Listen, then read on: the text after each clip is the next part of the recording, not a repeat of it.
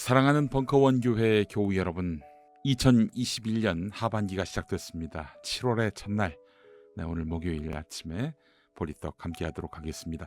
고린도 후서 7장 전체를 읽어보도록 하겠습니다. 오늘 이 말씀을 본문으로 하나님의 뜻대로 하는 근심이란 제목으로 함께 은혜 나누고자 합니다. 말씀 함께 보실까요? 그러므로 사랑하는 여러분, 우리에게는 이러한 약속이 있으니 육과 영의 모든 더러움에서 떠나서 자신을 깨끗하게 하며 하나님을 두려워하는 가운데 온전히 거룩하게 됩시다. 여러분은 마음을 넓혀서 우리를 받아주십시오. 우리는 아무에게도 부당한 일을 한 적이 없고 아무도 망친 적이 없고 아무도 속여서 빼앗은 일이 없습니다. 여러분을 책망하려고 내가 이런 말을 하는 것이 아닙니다. 내가 전에도 말하였거니와 여러분은 우리 마음속에 자리 잡고 있어서 죽어도 같이 죽고 살아도 같이 살 것입니다. 나는 여러분에게 큰 신뢰를 두고 있으며 여러분을 매우 자랑스럽게 생각합니다. 우리의 온갖 환난 가운데서도 나에게는 위로가 가득하고 기쁨이 넘칩니다. 우리가 마케도니아에 이르렀을 때에도 우리의 육체는 조금도 쉬지 못하였습니다. 우리는 여러 가지로 환난을 겪었습니다. 밖으로는 싸움이 있었고 안으로는 두려움이 있었습니다. 그러나 시리에 빠진 사람을 위로해 주시는 하나님께서는 디도를 돌아오게 하심으로써 우리를 위로해 주셨습니다. 그가 돌아온 것으로만이 아니라 그가 여러분에게서 받은 위로로 우리는 위로를 받았습니다. 여러분이 나를 그리워하고 내게 잘못한 일을 뉘우치고 또 나를 열렬히 변호한다는 소식을 그가 전해줄 때에 나는 더욱더 기뻐하였습니다. 내가 그 편지로 여러분의 마음을 아프게 했더라도 나는 후회하지 않았습니다. 그 편지가 잠시나마 여러분의 마음을 아프게 했다는 것을 알고서 후회하기는 하였지만 지금은 기뻐합니다. 그것은 여러분이 아픔을 당했기 때문이 아니라 아픔을 당함으로써 회개에 이르게 되었기 때문입니다. 여러분이 하나님의 뜻에 맞게 아파하였으니 결국 여러분은 우리로 말미암아 손해를 본 것은 없습니다. 하나님의 뜻에 맞게 마음 아파하는 것은 회개를 하게 하여 구원에 이르게 하므로 후회할 것이 없습니다. 그러나 세상 일로 마음 아파하는 것은 죽음에 이르게 합니다. 보십시오. 하나님의 뜻에 맞게 마음 아파함으로써 여러분에게 얼마나 많은 변화가 일어났습니까? 여러분이 나타낸 그 열성, 그 변호, 그 의분, 그 두려워하는 마음, 그 그리워하는 마음, 그 열정, 그 응징은 참으로 놀라운 것입니다. 여러분은 그 모든 일에 잘못이 없음을 보여주었습니다. 그러므로 내가 여러분에게 편지한 것은 남에게 불의를 행한 사람이나 불의를 당한 사람 때문이 아니라 우리를 위한 여러분의 간절한 마음이 하나님 앞에서 여러분에게 환히 나타나게 하려는 것입니다. 그래서 우리는 위로를 받았습니다. 또한 우리가 받은 위로 위에 디도의 기쁨이 겹쳐서 우리는 더욱 기뻐하게 되었습니다. 그는 여러분 모두로부터 환대를 받고 마음의 안정을 얻었던 것입니다.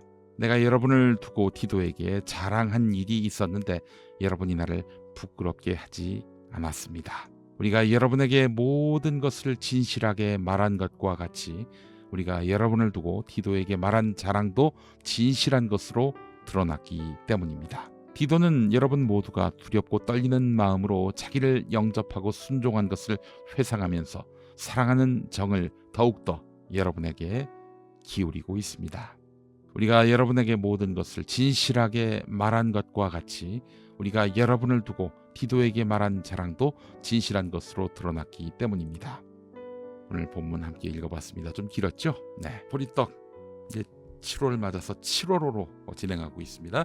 말씀과 삶, 한국기독교장로회 총회교육원에서 발행하고 있는 말씀과 삶, 여러분 구독하셔서 매일 아침 이렇게 또 하나님의 은혜를 나누셨으면 좋겠습니다. 보리떡 방송이 이제 화요일, 수요일, 목요일 이렇게 있죠. 나머지 날은 또 교재로 그 은혜를 체험하시기 바라겠습니다.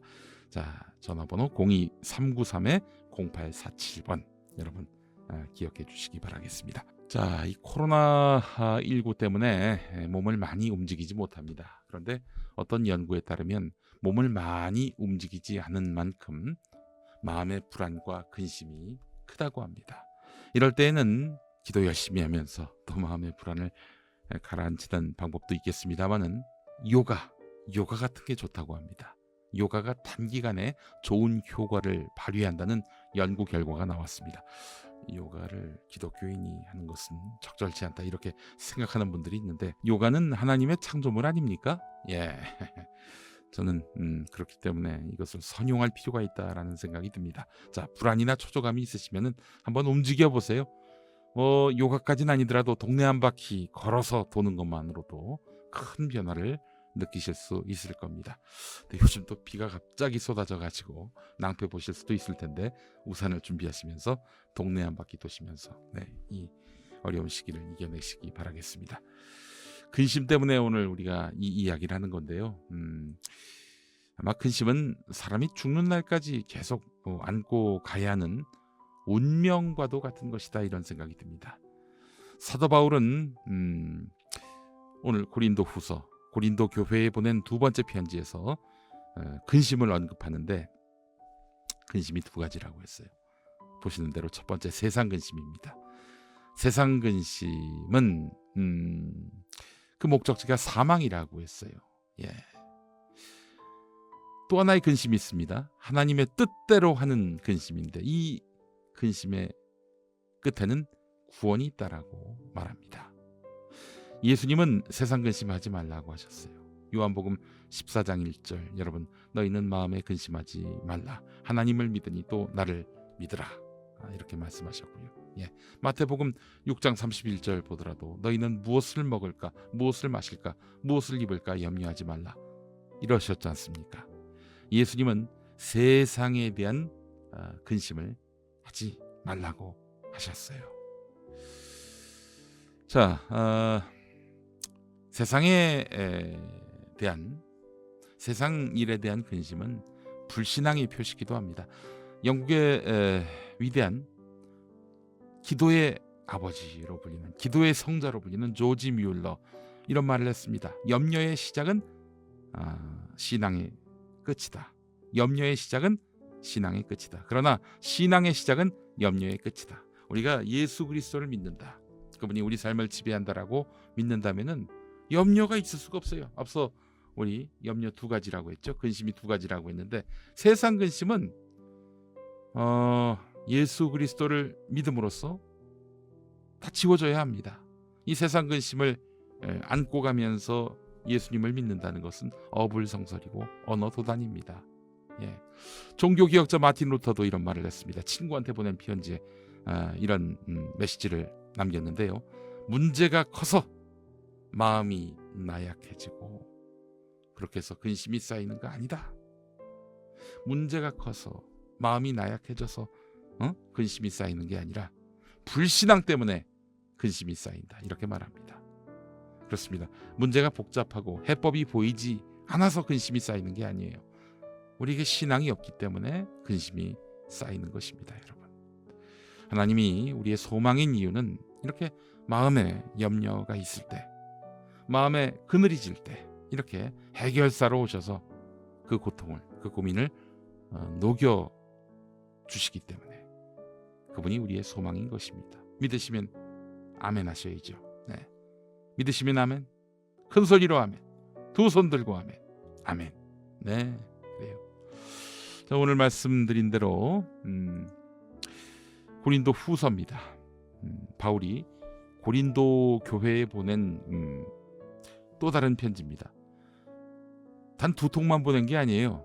첫 번째 편지가 고린도전서, 두 번째 편지가 고린도 후서가 아닙니다. 많은 편지를 보냈는데요. 우리가 보고 있는 거는 앞선 편지는 고린도전서, 나중 편지는 고린도 후서인 거죠. 네. 자, 여러분. 어느 손가락을 물었을 때는 안 아프고 어느 손가락을 물었을 때는 아프고 그러지 않죠. 다 아픕니다. 바울이 참 많은 교회를 만들었죠. 고린도 교회를 통해서 상처를 참 많이 입었어요. 우리 바울이. 그래서 고린도 교회는 좀 덜 사랑할 줄 알았는데 자, 근데 그 사랑이 똑같습니다.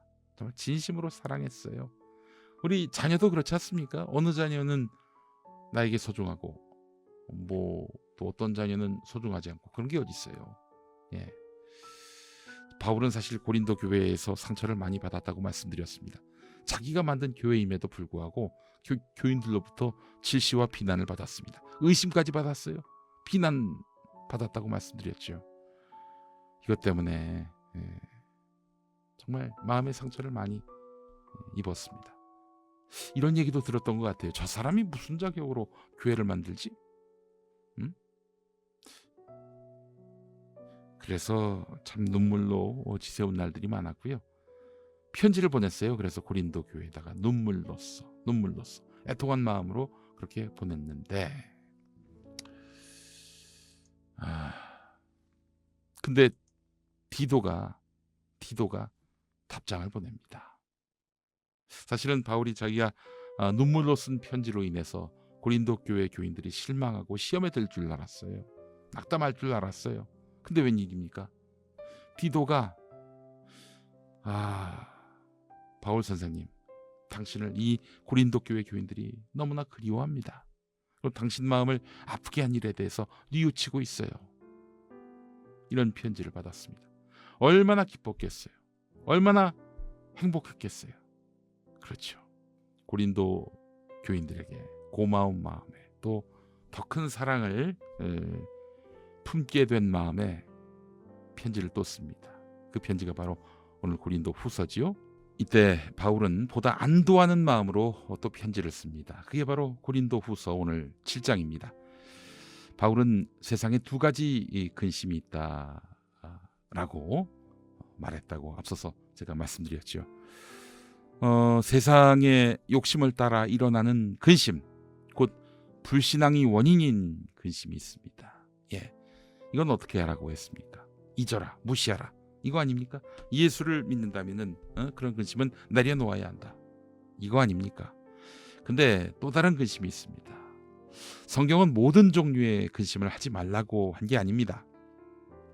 사도 바울은 고린도 교회만이 아니라 빌립보 교회에 보낸 편지에서도 하나님의 뜻대로 하는 근심을 강조했습니다. 빌립보서 2장 12절 말씀입니다. 그러므로 나의 사랑하는 자들아, 너희가 나 있을 때뿐만 아니라 더욱 지금 나 없을 때에도 항상 복종하여 두렵고 떨림으로 너희 구원을 이루라. 이렇게 되어 있습니다. 복종하여 두렵고 떨림으로 너희 구원을 이루라. 하나님의 뜻대로 하는 고민을 가지라. 걱정을 가지라. 염려를 가지라. 이런 얘기죠.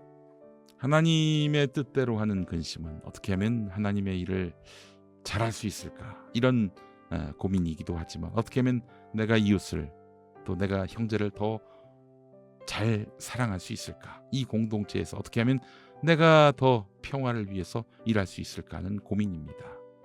하나님 일로 인해서 하는 근심, 값진 근심입니다. 하나님 일을 하면 행복만 있는 줄 알았는데, 근심할 일이 없는 줄 알았는데 아닙니다. 왜 없겠어요? 결국 사람이 하는 일인데. 하나님의 뜻을 이루기 위해 하는 근심은 복된 것입니다. 나를 더욱 단단하게 하고 나를 더욱 원숙하게 만들 것입니다. 자, 그렇다면 교우 여러분, 우리는 그러한 근심을 얼마나 하고 삽니까? 그런 근심이 없습니까? 근심하셔야 합니다.